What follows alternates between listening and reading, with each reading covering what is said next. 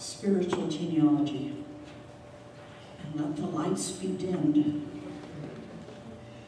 And how much I appreciate Scott saying, of course we can do a PowerPoint presentation. I've been involved in genealogy for about 45 years. Most people don't get into it until they are in their 60s. But somehow or other I started when I was in my 30s.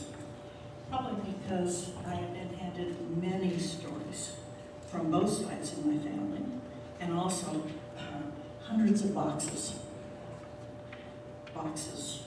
Those of you who've done genealogy know that it's filled with boxes, treasures, maps, records, pictures. In my case, my great-grandfather was a professional photographer in Healdsburg, California, in the late 1800s. I have hundreds of photographs from that period of time, from 1850 to about 1900. I'm very grateful, and I'm particularly grateful that my grandmother labeled who these people were. A few, I'm not so sure, but for the most part. And they traveled all over, but I digress on that side.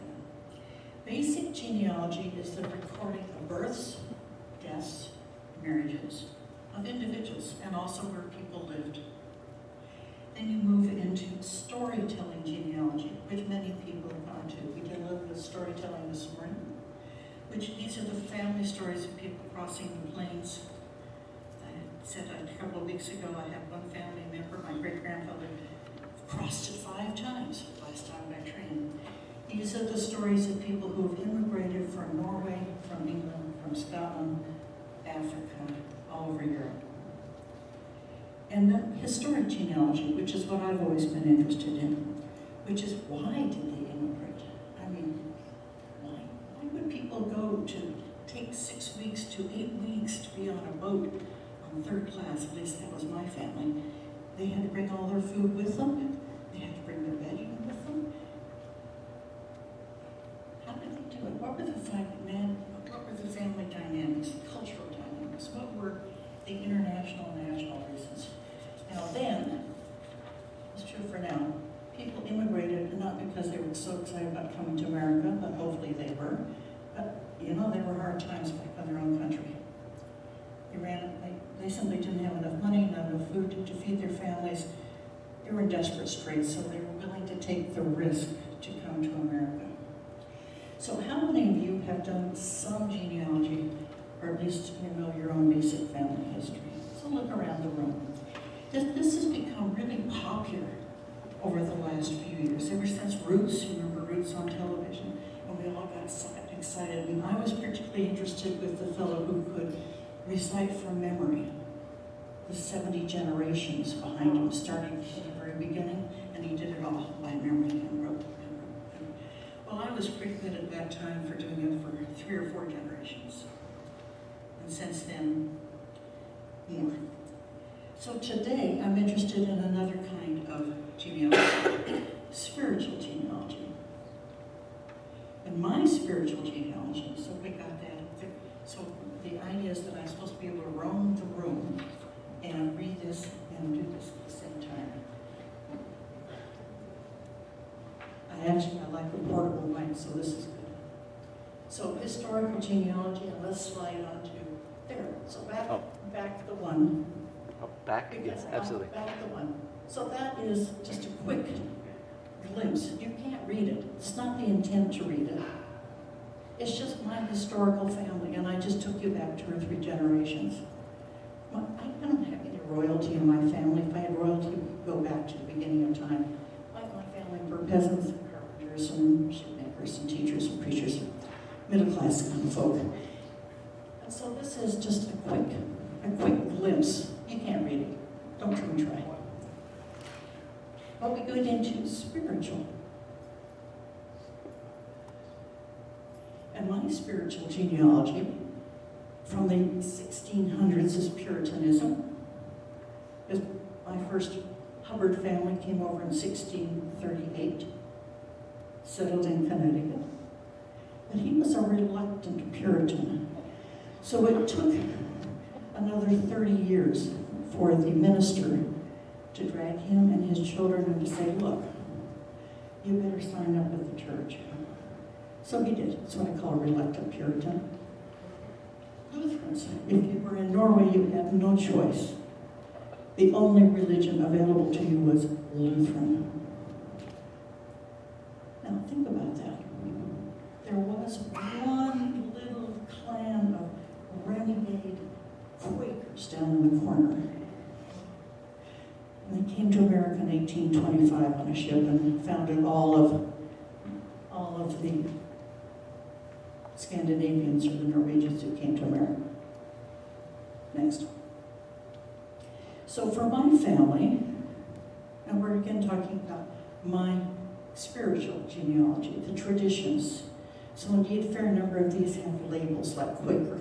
You know, Quaker, for most of us now think of as a really tame religion. Really, they sit around and they meditate and they think. But when they first came on board, they were radical. They were a cult. They were subversive. Nobody could talk directly to God. And they did. So that became part of my tradition. The idea was to meditate, to listen. So it wasn't just talking to God, it was listening. And the most important part was looking for the inner light.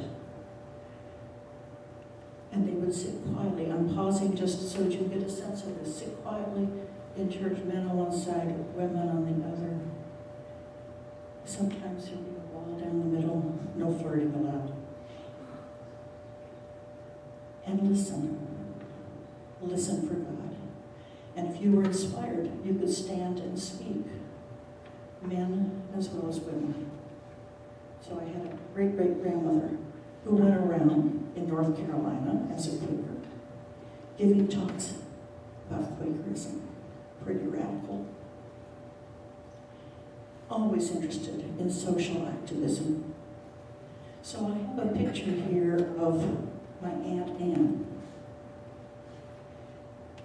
Now, Aunt Anne came into the family in 1832, August 29th to be exact, because my Quaker forebears were part of the Underground Railway.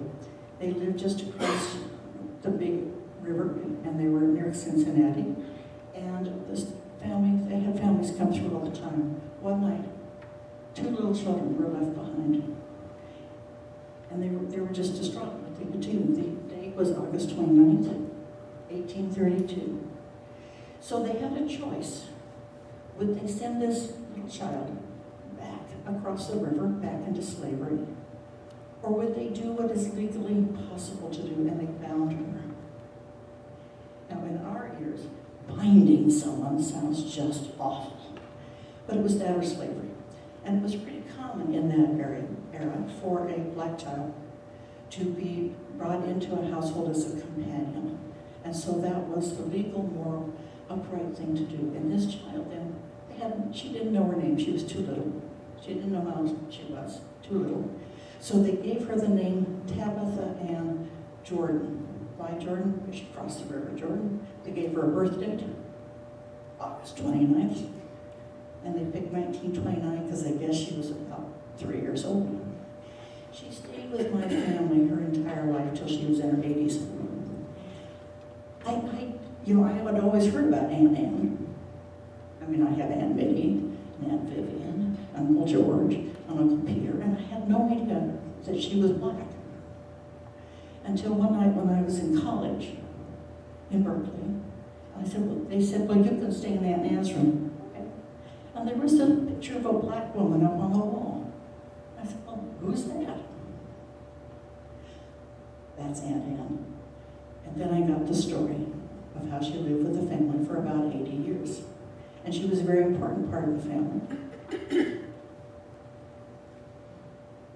can see how she's dressed. She is in every family picture that we have of the family. It's amazing. So Quakerism, listening, and looking.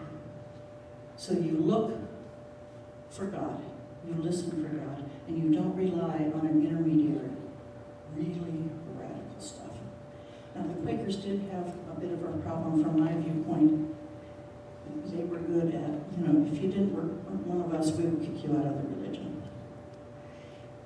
So, my great-great-grandfather, not a Quaker, pursued a young woman, a Quaker, not allowed. So she was disowned by the church because that was their style at the time. So we have good news and we have some things that are not so good. But listening to God, I'm going to keep emphasizing that. And social activism. Thanks. Now also in my family are a whole series of Methodist itinerant ministers. So for my great-great, see, I still know all my great-greats. He was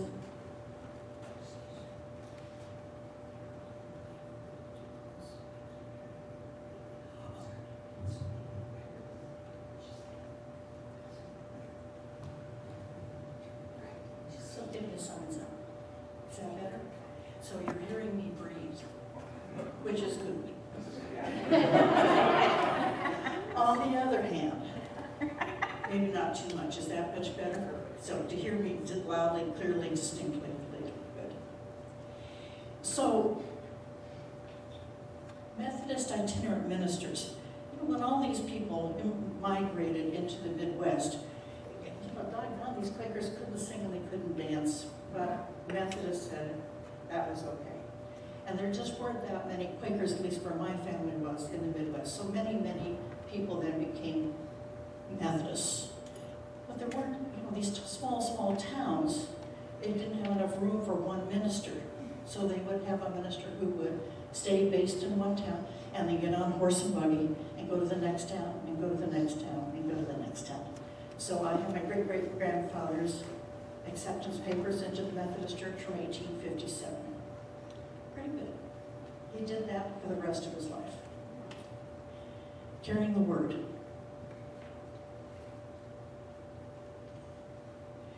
His daughter, only child, ended up in California.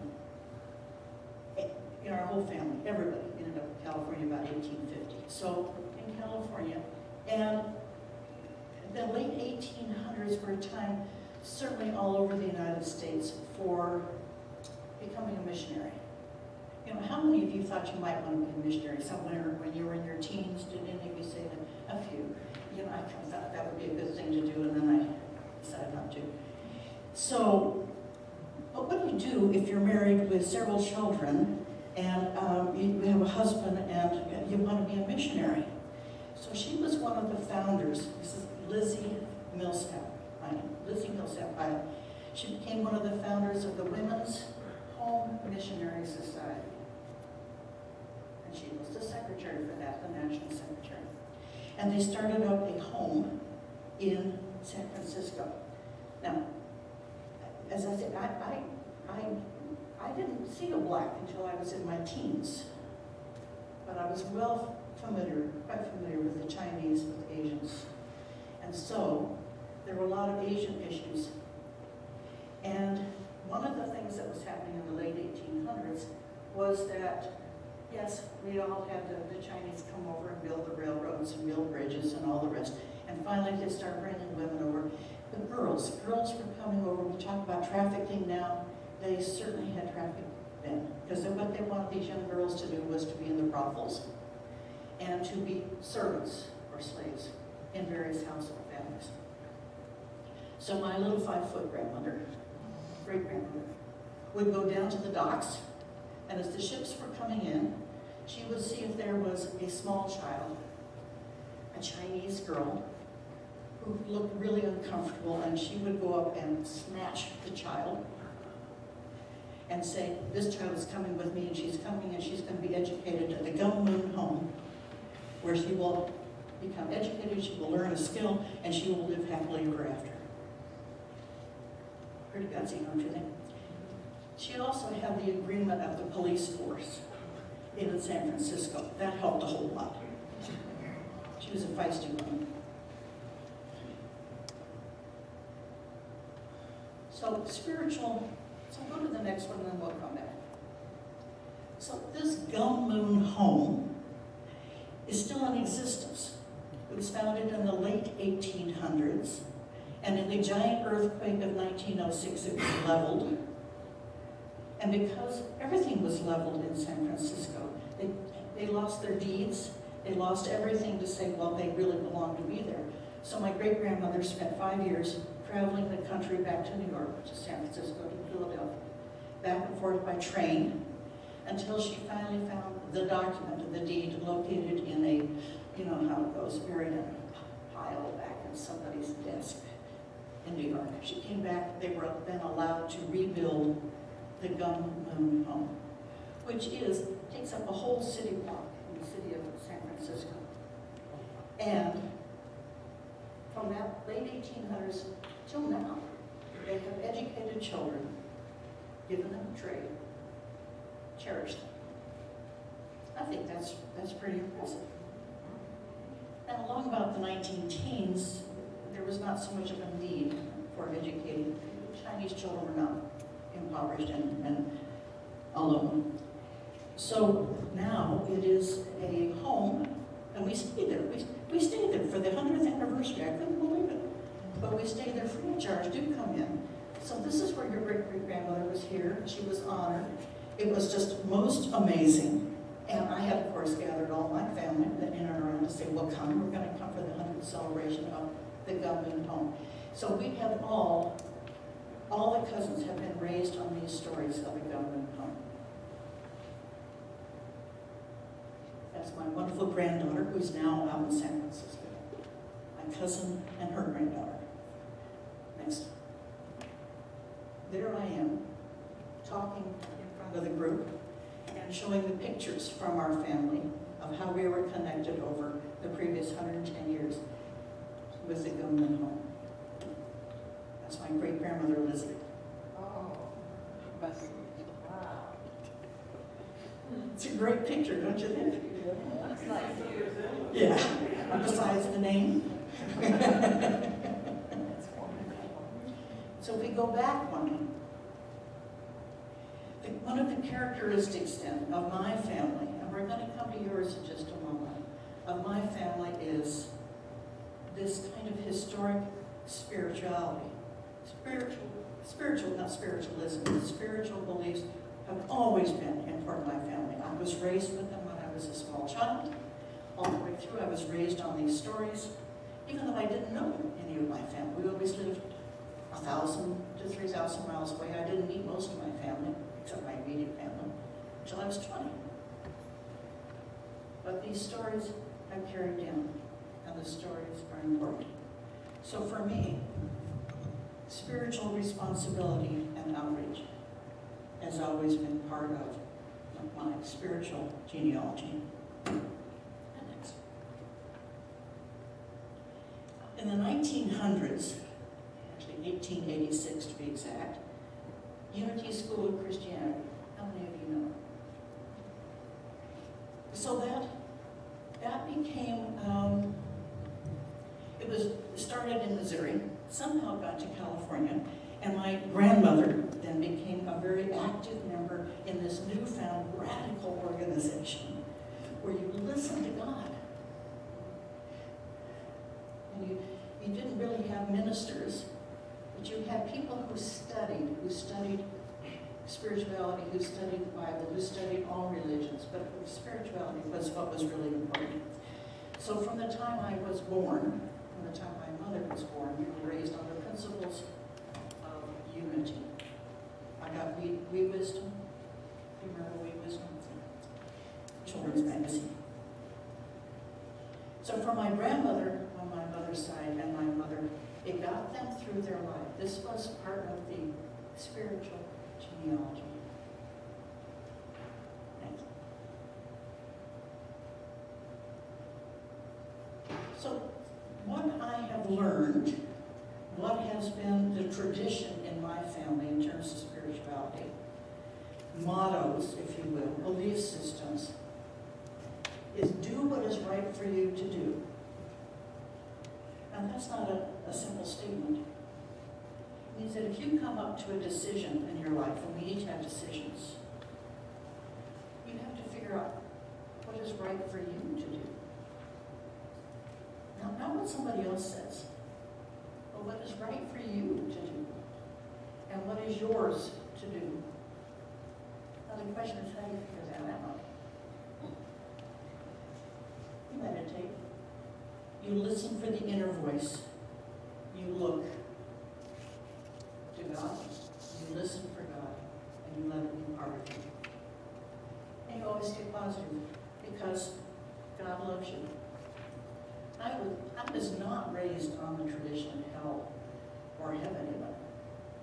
For me, that's a really foreign notion. God loves you. So therefore, it is up to you and God to figure out what is right for you to do in this life. Next things, I see some of you nodding, saying, oh yeah, of course. What do I have for next? So how do you know whether it's right for you to do or not? One of the little tests that I have discovered along the way is that if you say, I am going to become a bootlegger and I am going to bring in the best whiskey in all of South Carolina. Some of you are laughing. If that makes you laugh or makes you smile, it's probably the truth. Well, now, some of you will say, you know what I've always wanted to do is I've always wanted to be a scientist and I've always wanted to study bugs. And if it makes you flap in your affect, it's not for you. It's a simple test. You listen for the laugh, your own laugh. Doesn't have to be boisterous, just an acknowledgement or a smile. Then you say, aha, getting closer. And the interesting thing is that if it makes you feel a little embarrassed to say it out loud, I'm a writer. I confess, I've only been able to say that this past year. Because somehow that's embarrassing. I've been a writer for 50 years. So think about those two guides for yourself. Something that makes you smile, or laugh a little, or makes you a little embarrassed. Next.